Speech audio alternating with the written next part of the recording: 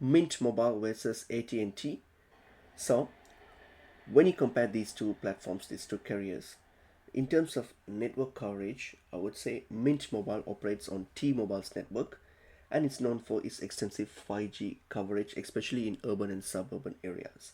Whereas AT&T, on the other hand, it's a robust 4G and 5G network with slightly better performance in rural areas compared to Mint Mobile. So that's one concern. Okay, and in terms of pricing and plan, as you can see, Mint Mobile only offers prepaid plans. Okay, only prepaid plans, and there is a contract that's upfront contract from 3 to 12 months, as you can see. Whereas AT&T, on the other hand, they actually provide both postpaid and prepaid option as well, and they don't really have any monthly plans. They are just no contract and monthly, you just have to do monthly billing.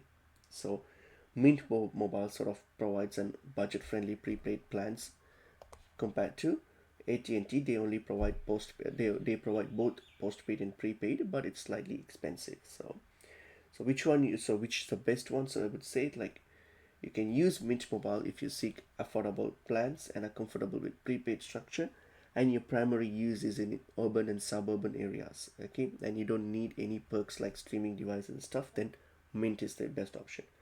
You can choose AT&T if you need more range of features, like, high speed data, streaming services, international roaming, and you like the flexibility of postpaid plans with monthly billing. Then just go with AT&T. That's the best option for you, and that's pretty much it is. Hope the video was helpful. I will see you all in a new video. Thank you.